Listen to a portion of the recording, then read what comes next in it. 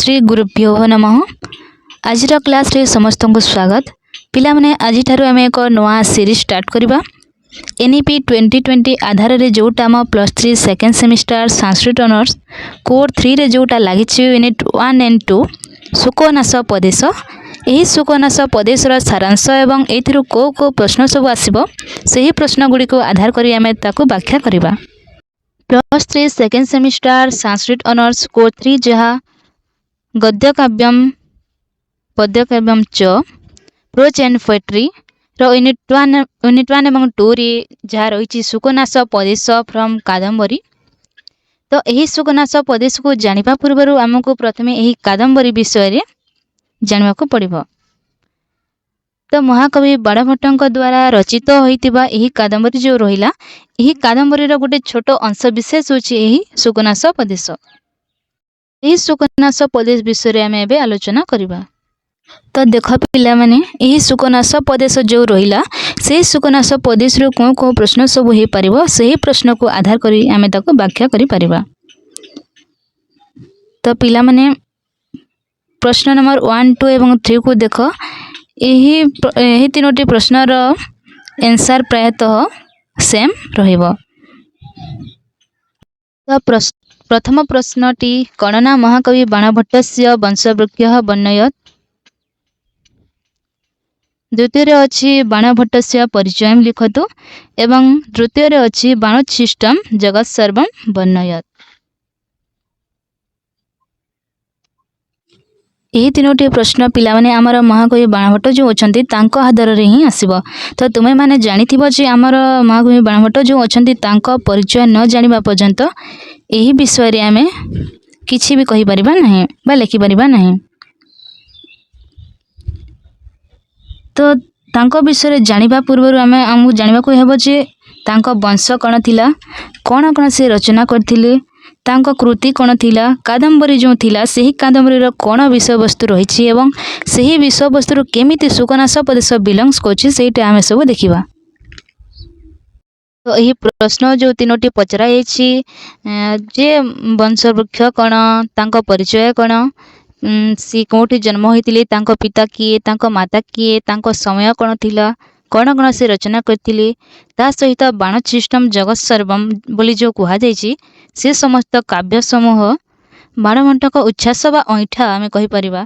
ताहेले सेटा कोन से विषय रे वर्णना करिवा पूर्व आमे बे देखिबा बाणभट्टक पर से कोठी जन्म ग्रहण करथिले, तांको माताଙ୍କ नाम कोन, तांको पिताଙ୍କ नाम कोन से सब आमे बे देखिबा। महाकवि बाणभट्ट होचंती जणी गद्यकार। तमे माने जदि देखिबा आम संस्कृत साहित्य जो अछि से भितर आमर जो गद्य साहित्य रहिला जहा श्रव्य काव्यर एक भेद। तो पिला माने सही दृष्टि बाणभट्ट गद्यकार भाव में बहुत परिचित। ताहेले से बाणभट्ट परिचय आमे देखिबा कि ना से गद्यकार बाणभट्ट बा बाणभट्ट होचंती जणी गद्यकार। तुम्हारा प्रथम प्रश्न जो थिला बाणभट्टଙ୍କ वंशवृक्ष वर्णना कर। तो तार आंसरटा हेबो ए जो वंश अछि वर्ष वंश। तो सही वर्ष वंशर राजा थिले मध्य कुबेर एवं कुबेरଙ୍କ पुत्र थिले पशुपत एवं पशुपतଙ୍କ पुत्र थिले अर्थपति। अर्थपतिर थिले चित्रभानु एवं यही चित्रभानुଙ୍କ पुत्र थिले बाणभट्ट एवं यही बाणभट्टଙ୍କ पुत्र होचंती भूषण भट्ट। तो अबे हमें देखिबा जे बाणभट्टଙ୍କ पिता थिले चित्रभानु एवं तांको जेजे बाबा थिले अर्थपति।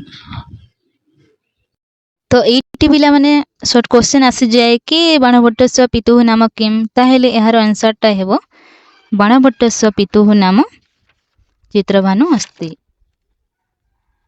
बा बाणभट्टଙ୍କ पिताଙ୍କ नाम होची चित्रभानु। नेक्स्ट आसिला हमर निवासी। तो से बाणभट्ट क्यों स्थान रे बसवास करथिले, तांको निवास कोन थिला। तो एही निवास को अनुध्यान कले जणा जाय जे बा वर्णना मिले जे यही स्वर्ण नदी जो अच्छी यही स्वर्ण नदी आरा रे अवस्थित।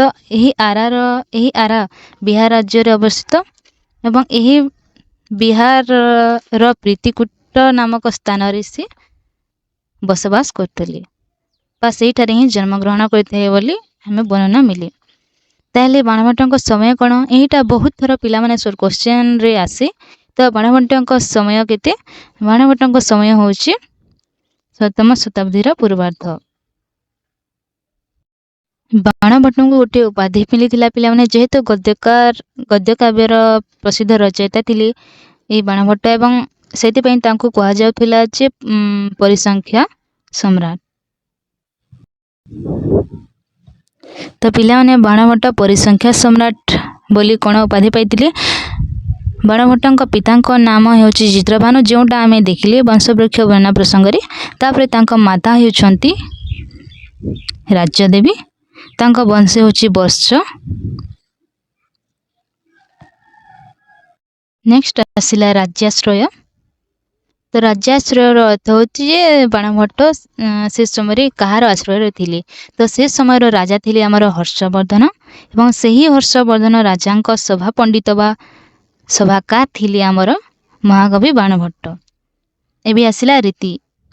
रीति होची पांचाली। मैंने रीति बोले तो जानी रीति क्या कह जाए देखा। तो गोटे काव्य रचनार शैली थाए से ही शैली को ही रीति बोली कह जाए थे। महाकवि बाणभट्ट गद्य रचना करिसंती से गद्य रचनार शैली थिला पांचाली। एबे हमें देखिबा तांकर ख्याति गुड़िक।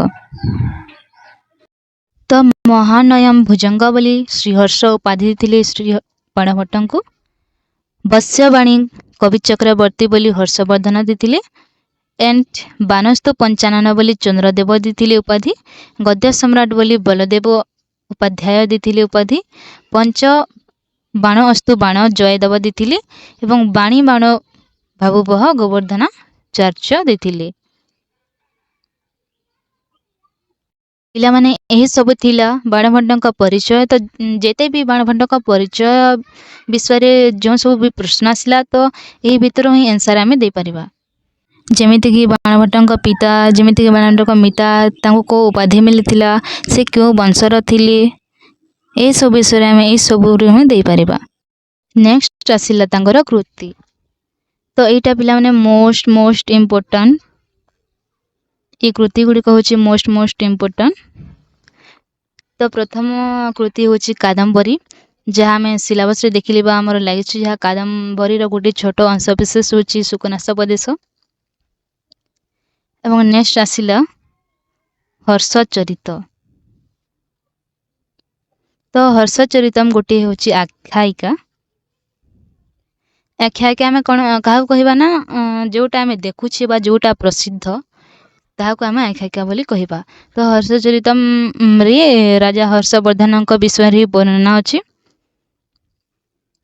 नेक्स्ट आसिला आमर चंडी शतकम। तो यह एक मुक्तक काव्य बोली कह जाए। तो यही चंडी शतक 100 गोटी श्लोक ये वर्णना होइतिबा यार नाम अछि चंडी शतकम। नेक्स्ट आसिला पार्वती परिणय। तापरे आसिला मुकुट ताड़ितम। यह तांकर प्रसिद्ध नाटक थिला। तो महाकवि बाणभट्ट टोटाल 5टी रचना अच्छी। ताहा हेला कादम्बरी कथा, हर्षचरितम, चंडी शतकम, पार्वती परिणय एवं मुकुट ताड़ितम।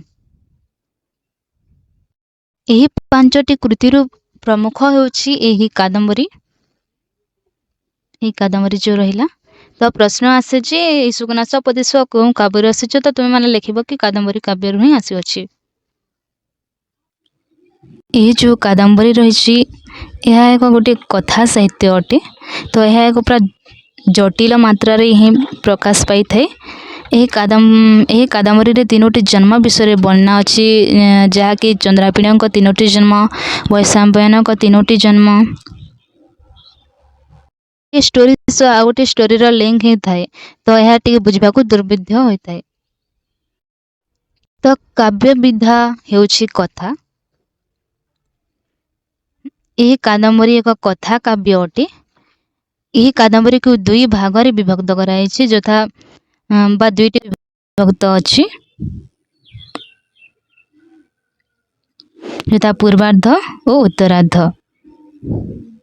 यही सुकनास प्रदेश ପୂର୍ବାର୍ଦ୍ଧରେ ହିଁ ସ୍ଥାନ ପାଇଛି।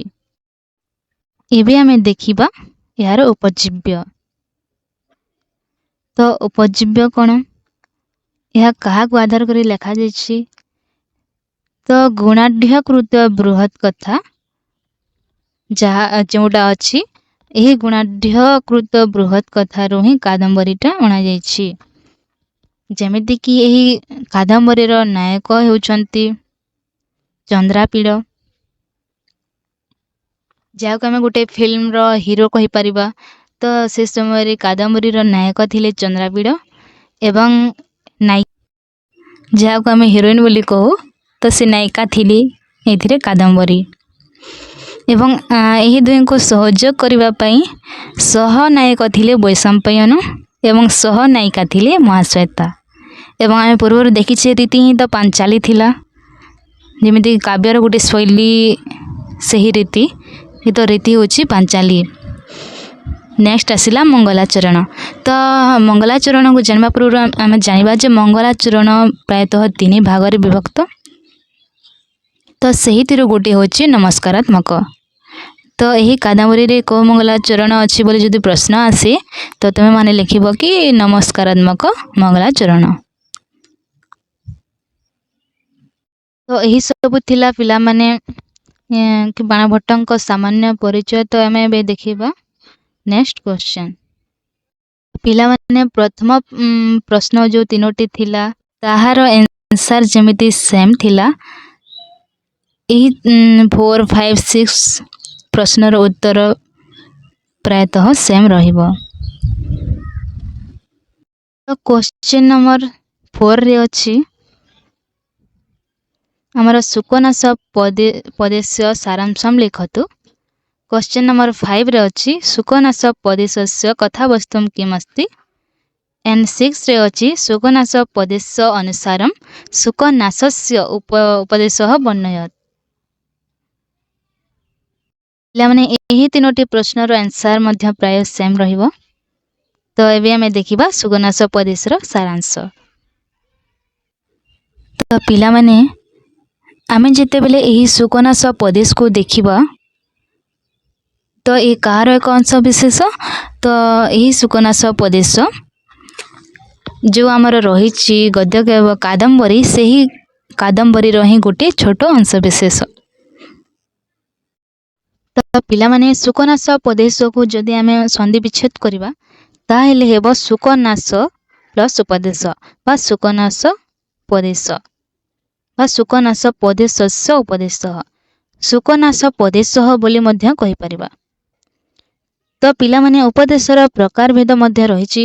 ତ ସେଇଟା ବି ପ୍ରଶ୍ନରେ ଆସିଯାଏ କି ଉପଦେଶର ପ୍ରକାର ଭେଦ ବର୍ଣ୍ଣନା କର ବା ସୁକନାସ ପଦେଶ କେଉଁ ଉପଦେଶ ପ୍ରକରଣରୁ ଆସିଥାଏ।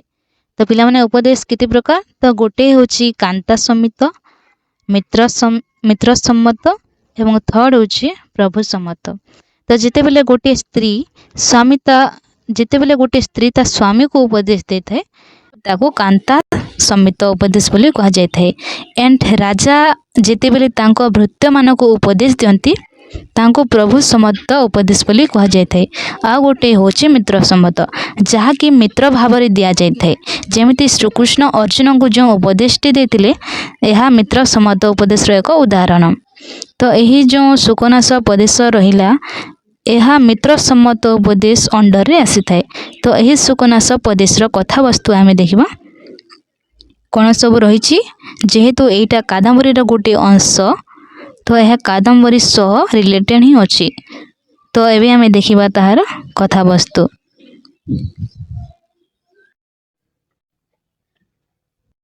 ତ ଦିନେ ବିଦିଶା ନଗରୀର ରାଜା ଶୂଦ୍ରକ ରାଜ ଦରବାରରେ ବସିଥାନ୍ତି। ପିଲାମାନେ ଗୋଟିଏ ନଗରୀ ଥିଲା, ସେ ନାମ ଥିଲା ବିଦିଶା ଏବଂ ସେହି ବିଦିଶା ନଗରୀର ରାଜା ଥିଲେ ଶୂଦ୍ରକ। ସେ ଦିନେ ରାଜ ଦରବାରରେ ବସିଥିଲେ। ସେତିକି ବେଳେ ଗୋଟିଏ ଚାଣ୍ଡାଳ କନ୍ୟା ସଭା ମଣ୍ଡପରେ ପ୍ରବେଶ କଲା। ତ ସାଙ୍ଗରେ ଗୋଟିଏ ପିଞ୍ଜରାରେ ବୈଶମ୍ପାୟନ ନାମକ ଏକ ଅଦ୍ଭୁତ ମେଧାବୀ ଶୁଆଟିଏ ଆଣିଥିଲା। ସେହି ଶୁଆଟି ରାଜାଙ୍କର ଭୂୟସୀ ପ୍ରଶଂସା କରିବା ପୂର୍ବକ ନିଜ ଡାହାଣ ଗୋଡ଼ ଟେକି ଗୋଟିଏ ଶ୍ଲୋକ ପଢ଼ିଥିଲା। ତ ସେହି ଶୁଆଟି କ'ଣ କରିଥିଲା ନା ରାଜାଙ୍କର ପ୍ରଶଂସା କରିବା ସହିତ ତାର ଡାହାଣ ଗୋଡ଼ ଟେକି ଗୋଟିଏ ଶ୍ଲୋକ ପଢ଼ିଥିଲା। ଏବଂ ଏହି ଶୁଆର ଏପରି ଆଶ୍ଚର୍ଯ୍ୟଜନକ ଶାସ୍ତ୍ର ଜ୍ଞାନ ଓ ବ୍ୟବହାରକୁ ଦେଖି ରାଜା ଶୁଆର ବୃତ୍ତାନ୍ତ ଜାଣିବାକୁ ଇଚ୍ଛା କଲେ। ଏବଂ ଶୁଆର ଏପରି ଆଶ୍ଚର୍ଯ୍ୟଜନକ ଯେଉଁ ବ୍ୟବହାର କରିବା ତାର ଡାହାଣ ଗୋଡ଼ ଟେକିଦେଲା, ଶ୍ଲୋକ ପଢ଼ିଲା, ତ ଏହିସବୁ ଆଶ୍ଚର୍ଯ୍ୟଜନକ ଘଟଣା ଦେଖି ରାଜା ଶୁଆର ବୃତ୍ତାନ୍ତ ଜାଣିବାକୁ ଇଚ୍ଛୁକ ହୋଇଥିଲେ। ତାର ଉତ୍ତରରେ ଶୁଆଟି ରାଜାଙ୍କୁ ବିନ୍ଧ୍ୟାବତୀର ନିଜ ଜନ୍ମ ବୃତ୍ତାନ୍ତ ଠାରୁ ଆରମ୍ଭ କରି ଜାବାଲି ଆଶ୍ରମ ପର୍ଯ୍ୟନ୍ତ ପହଞ୍ଚିବାର ଏକ ଇତିହାସ ବର୍ଣ୍ଣନା କଲା। ତା ସଙ୍ଗେ ସଙ୍ଗେ ନିଜର ପୂର୍ବ ଜନ୍ମ ବୃତ୍ତାନ୍ତ ମଧ୍ୟ କହିଥିଲା। ଯଥା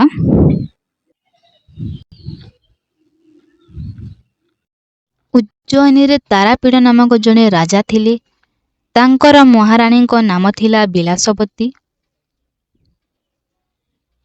ତ ପିଲାମାନେ ଉଜ୍ଜୟିନୀରେ ତାରାପୀଡ଼ ନାମକ ଏକ ରାଜା ଥିଲେ ଏବଂ ତାଙ୍କ ରାଣୀଙ୍କ ନାମ ଥିଲା ବିଳାସବତୀ। ତ ତାରାପୀଡ଼ଙ୍କର ସୁକନାସ ନାମକ ଜଣେ ବୁଦ୍ଧିମାନ ମନ୍ତ୍ରୀ ମଧ୍ୟ ଥିଲେ। ସେ ବୃହସ୍ପତିଙ୍କ ପରପ୍ରକାଣ୍ଡ ବିଦ୍ୱାନ ଓ ବିଚକ୍ଷଣ ଥିଲେ। ସେହି ମନ୍ତ୍ରୀଙ୍କ ପତ୍ନୀଙ୍କ ନାମ ଥିଲା ମନୋରମା। ତାରାପୀଡ଼ଙ୍କ କୌଣସି ସନ୍ତାନ ନଥିଲେ, ଏଣୁ ବିଳାସବତୀ ସବୁବେଳେ ଚିନ୍ତାମଗ୍ନ ଅବସ୍ଥାରେ ହିଁ ଥିଲେ। ତ ଯେହେତୁ ସେ ରାଣୀ ଏବଂ ତାରାପୀଡ଼ ରାଜା ଥିଲେ, ତାଙ୍କର କୌଣସି ସନ୍ତତି ନ ହେଉଥିବାରୁ ସେ ସବୁବେଳେ ଚିନ୍ତାମଗ୍ନ ଅବସ୍ଥାରେ ରହୁଥିଲେ। ରାଜା ମଧ୍ୟ ତାଙ୍କୁ ଧୈର୍ଯ୍ୟ ଧାରଣ ପୂର୍ବକ ଦେବାର୍ଚ୍ଚନା କରିବାକୁ ପରାମର୍ଶ ଦେଉଥାନ୍ତି। ବହୁତ ଦିନ ଅପେକ୍ଷା କରିବା ପରେ ଦେବାର୍ଚ୍ଚନା ଆରାଧନା କରିବା ପରେ ଫଳସ୍ୱରୂପ ଭଗବାନ ତାଙ୍କୁ ପୁତ୍ର ରତ୍ନଟିଏ ଦେଇଥିଲେ। ଏବଂ ଯେଉଁଦିନ ରାଣୀଙ୍କର ପୁତ୍ର ଜନ୍ମ ହେଲା, ସେଦିନ ସୁକନାସ ମନ୍ତ୍ରୀଙ୍କର ମଧ୍ୟ ଗୋଟିଏ ପୁତ୍ର ଜନ୍ମ ହୋଇଥିଲା। ତ ରାଜା ତାରାପୀଡ଼ ନିଜ ପୁତ୍ରର ନାମ ଚନ୍ଦ୍ରାପୀଡ଼ ଏବଂ ମହାମନ୍ତ୍ରୀ ମଧ୍ୟ ନିଜର ପୁତ୍ରର ନାମ ବୈଶମ୍ପାୟନ ରଖିଲେ। ଏକାଠି ଉଭୟଙ୍କ ପାଳନ ପୋଷଣ ହେଲା। ଗୋଟିଏ ଗୁରୁକୁଳରେ ଦୁଇ ରାଜକୁମାର ମଧ୍ୟ ଶିକ୍ଷାଲାଭ କଲେ ଏବଂ ଶିକ୍ଷାଲାଭ ସରିବା ପରେ ପରେ ହିଁ ରାଜା ତାରାପୀଡ଼ ଯୁବରାଜ ଚନ୍ଦ୍ରାପୀଡ଼ଙ୍କୁ ରାଜ୍ୟାଭିଷେକ କଲେ। ଏହି ଅବସରରେ ମହାମନ୍ତ୍ରୀ ସୁକନାସ ଯୁବରାଜ ଚନ୍ଦ୍ରାପୀଡ଼ଙ୍କୁ ଏକ ସାରଗର୍ଭକ ଉପଦେଶ ଦେଇ ତାଙ୍କର ସମୁଚିତ କର୍ତ୍ତବ୍ୟର ମାର୍ଗ ନିର୍ଦ୍ଦେଶ କଲେ। ତ ପିଲାମାନେ ଏହି କାଦମ୍ବରୀର ଏହି ଅଂଶକୁ ହିଁ ସୁକନାସୋପଦେଶ ବୋଲି କୁହାଯାଏ। ତ ପିଲାମାନେ ଏହି ସୁକନାସ ଉପଦେଶର ଯେଉଁ ସାରାଂଶ ରହିଲା ନା, ସେଇ ସୁକନାସ ଉପଦେଶର ଏଇଟା ମୋଷ୍ଟ ଇମ୍ପୋର୍ଟାଣ୍ଟ। ତ ଏହି ସାରାଂଶକୁ ହିଁ ତୁମକୁ ପ୍ରଶ୍ନ ରୂପେ ଦେଇଦେବ।